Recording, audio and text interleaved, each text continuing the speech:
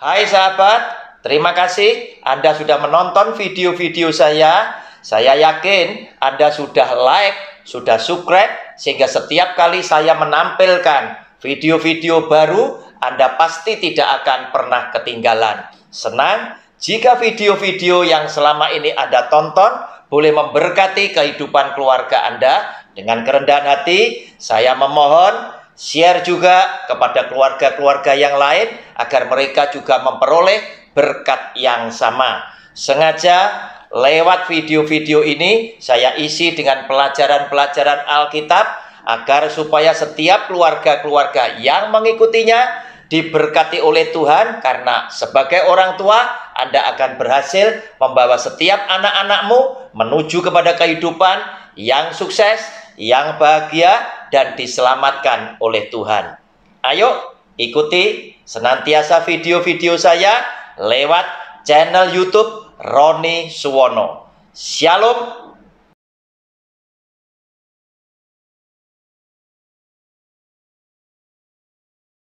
Shalom. Jumpa kembali dengan channel pribadi saya lewat program Sabar Selidiki Alkitab bersama Roni Suwono. Siapkan alat tulisnya Bapak Ibu, siapkan juga Alkitabnya. Kita memasuki video yang ke-9 dari pelajaran Alkitab berseri dengan judul Mengenal Tuhan adalah Mengenal Pikirannya. Kita hari ini pada video yang ke-9 akan mencermati apa yang dipikirkan, apa yang ada di dalam pikiran Kristus, yaitu ampuni 70 kali 7 kali. Saudara, kita baca lebih dulu dari Matius pasal 18. Matius pasal 18 ayatnya yang ke-21 sampai dengan yang ke-35. Nah, saudara, tetapi saya singkat saja ya, tidak usah sampai ke sana ya. 21 mulai, kemudian datanglah Petrus dan berkata kepada Yesus, "Tuhan, sampai berapa kali aku harus mengampuni saudaraku jika ia berbuat dosa terhadap aku? Sampai 7 kali?" Yesus berkata kepadanya, "Bukan, aku berkata kepadamu, bukan sampai 7 kali, melainkan sampai 70 kali 7 kali. Sebab hal kerajaan surga seumpama seorang raja yang hendak mengadakan perhitungan dengan hamba-hambanya. Setelah ia mulai mengadakan perhitungan itu, dihadapkanlah kepadanya seorang yang berhutang 10.000 talenta. Tetapi karena orang itu tidak mampu melunaskan hutangnya, raja itu memerintahkan supaya ia menjual beserta anak istrinya dan segala miliknya untuk membayar hutangnya. Maka sujudlah hamba itu menyembah dia, katanya, 'Sabarlah dahulu, segala hutangku akan kulunaskan.' Lalu tergeraklah hati raja itu oleh belas kasihan akan hamba itu, sehingga ia membebaskannya dan menghapuskan hutangnya. Tetapi ketika hamba itu keluar, ia bertemu dengan seorang hamba lain yang berhutang 100 dinar, katanya. Ia menangkap dan mencekik kawannya itu, katanya, 'Bayar hutangmu.'" Saudara, sampai di sini saja yang saya baca. Nanti Bapak Ibu bisa melanjutkan lagi. Selesainya belajar bersama-sama dengan saya. Saudara, Petrus bertanya kepada Tuhan Yesus, "Tuhan, sebetulnya kami ini harus ngampuni kesalahan orang lain, kesalahan saudara itu apakah 7 kali?" Nah, saudara, Tuhan Yesus berkata, bukan 7 kali, tetapi 70 kali 7 kali. Dengan arti kata lain, engkau harus mengampuni orang yang bersalah kepadamu senantiasa tanpa batas. Nah, saudara, sebagai makhluk sosial manusia, kita ini tidak bisa hidup sendiri. Kita selalu hidup bersama dengan orang yang lain. Ada teman, ada sahabat, ada saudara sekandung, dan lain sebagainya yang harus kita hidup berdampingan dengan mereka. Demikian pula yang namanya teman, sahabat, saudara, dan lain sebagainya. Ada yang baik, kelakuannya, sikapnya benar. Ada yang jahat, kelakuannya tidak benar. Saudara, kepada mereka-mereka lah yang seringkali membuat kesalahan di dalam kehidupan kita. Itulah Petrus bertanya kepada Tuhan, berapa kali sih Tuhan kami harus mengampuni jika saudara kami, jika teman kami itu berbuat salah kepada kami? Saudara, Tuhan berkata harus senantiasa, karena dia berkata bukan 7 kali, tetapi 70 kali 7 kali. Nah, saudara, itulah yang ada di dalam pikiran Tuhan, yang ada di dalam pikiran Kristus, bahwa yang namanya pengampunan itu harus dibuka senantiasa, tetapi bukan tanpa batas. Ada saatnya nanti ketika dia sudah datang, orang yang tidak mau bertobat, tetap hidup di dalam dosanya, minta pengampunan, Tuhan akan katakan sudah terlambat, pintu sudah tertutup. Artinya pengampunan sudah tidak diberikan lagi. Kenapa? Karena Tuhan sudah dengan sabarnya menanti dalam rentang waktu yang tak terhingga lamanya untuk menunggu orang-orang berdosa itu kembali bertobat kepada Dia.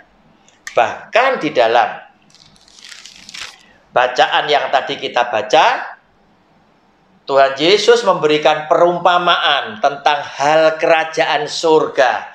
Adalah seorang raja yang memiliki hamba, dan hamba itu punya utang 10.000 talenta.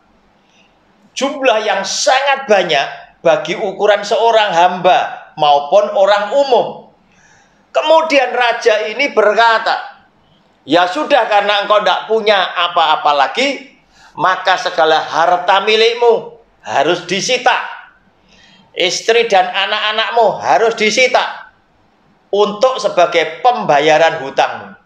Tetapi kemudian hamba ini sujud kepada raja, dan dia berkata, Raja, ampuni aku, pastilah hutangku akan aku bayar.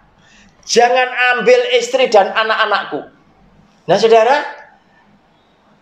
karena permohonan orang ini, tergeraklah hati raja tadi oleh karena belas kasihan. Dan raja ini membebaskan orang ini dari hutang yang 10.000 talenta, dari hutang yang demikian banyak.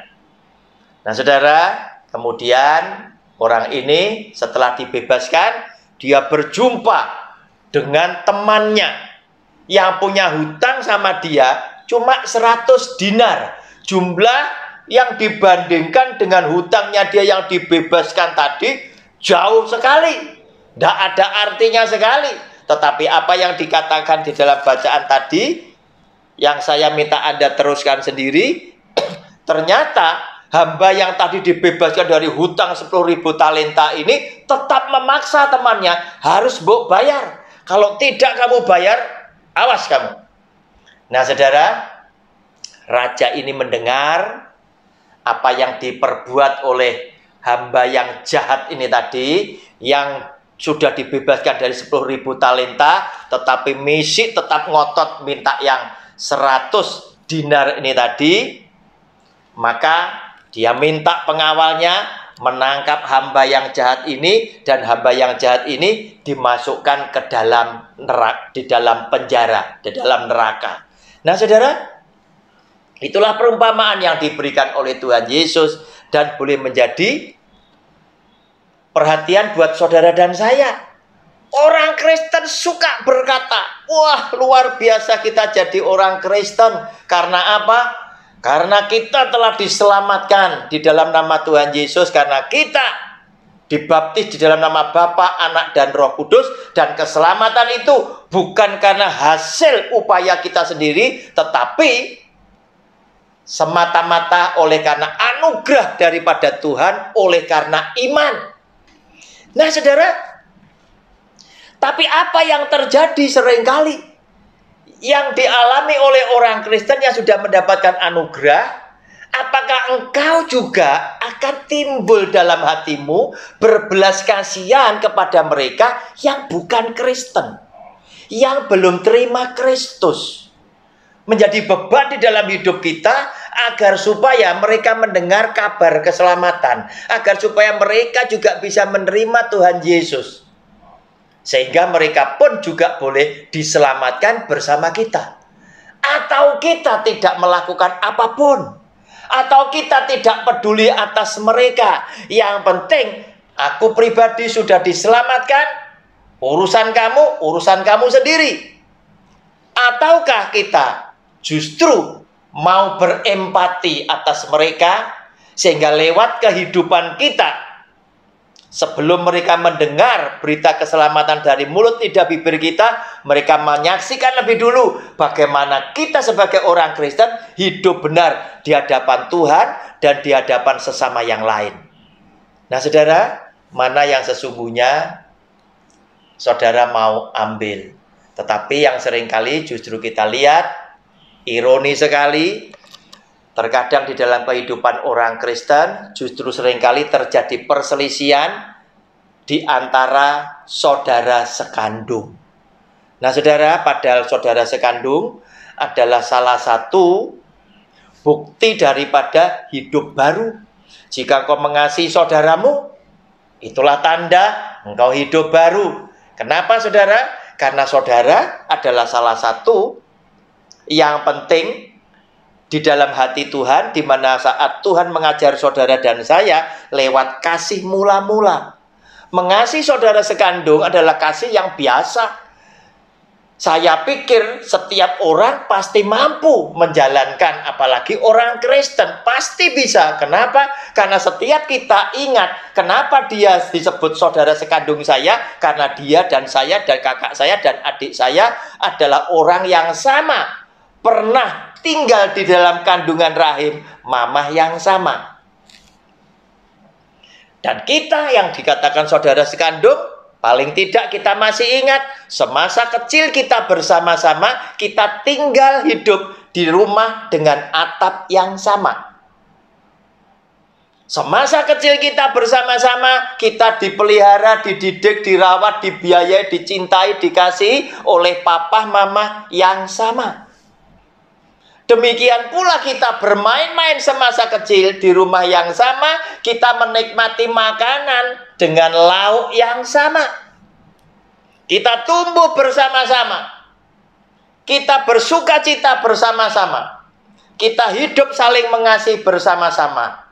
Hanya persoalannya sekarang, setelah masing-masing berkeluarga, kenapa ada begitu banyak sesama saudara harus berselisih?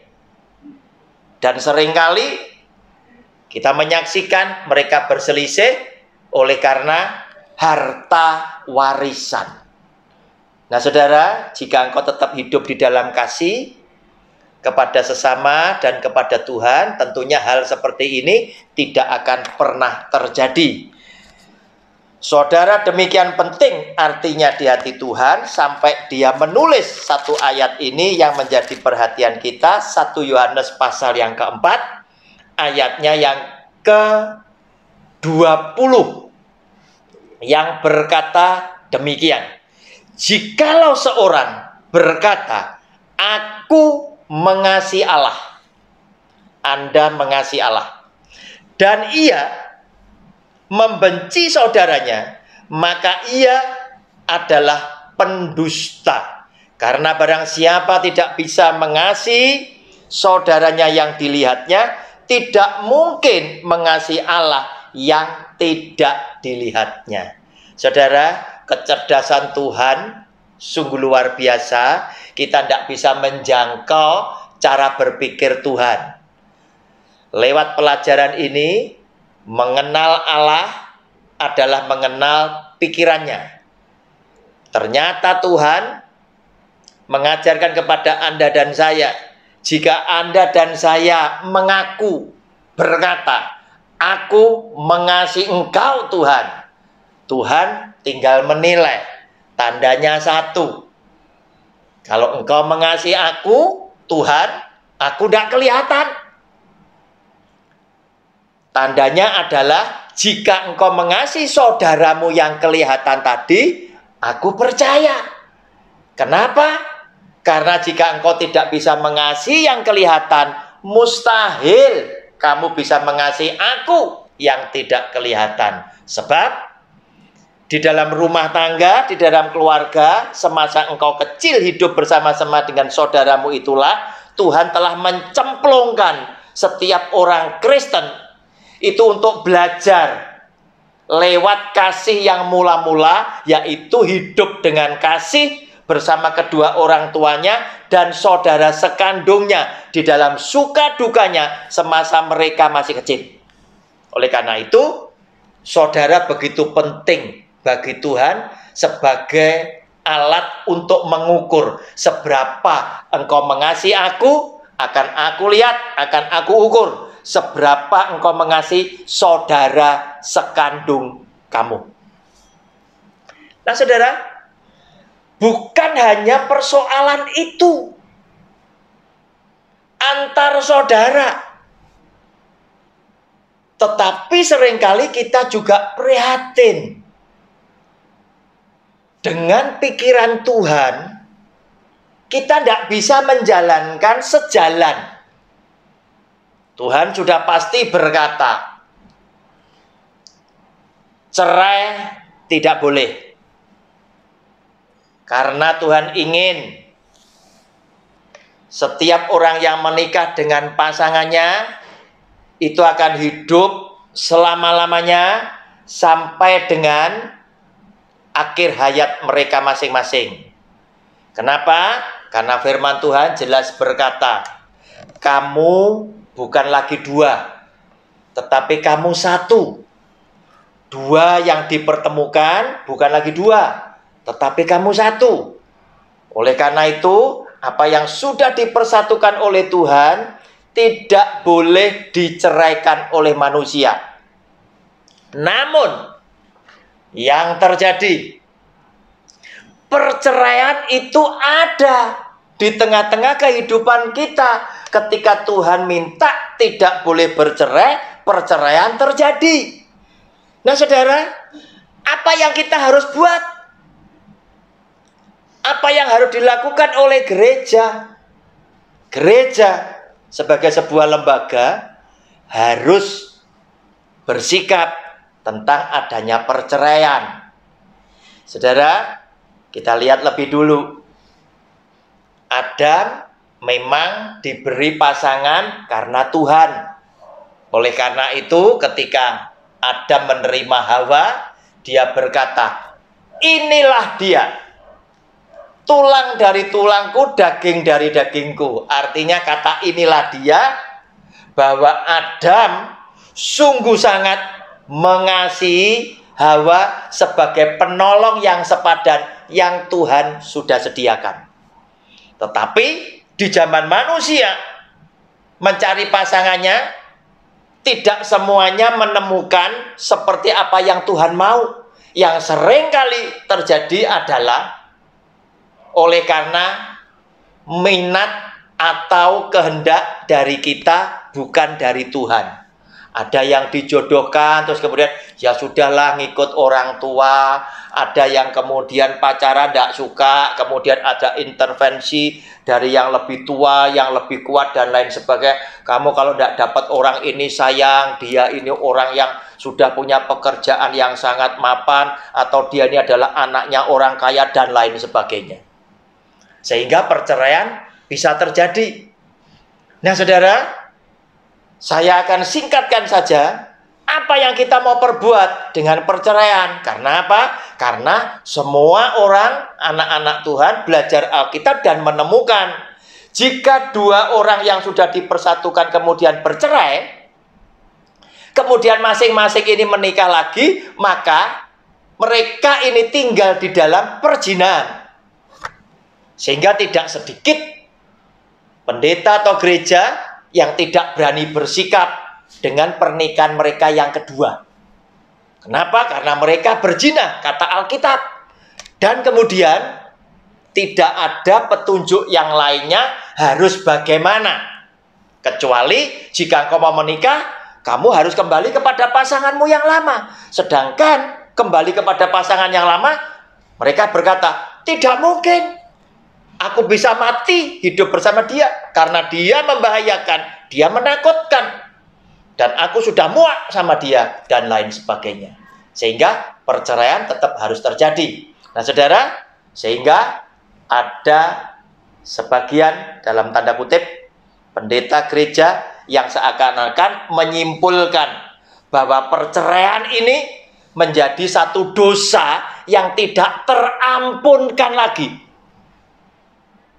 Kenapa? Karena mereka tidak berani bersikap untuk memberkati pernikahan yang kedua, karena itu zina. Takut kena pasal ikut serta. Nah saudara, kita lihat lebih dulu.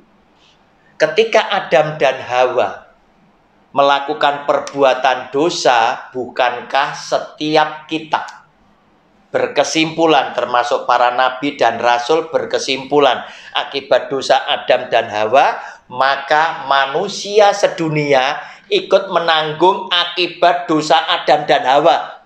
Berarti berdampak secara universal seluruh manusia. Sehingga Yesus Tuhan itu disebut Adam yang kedua.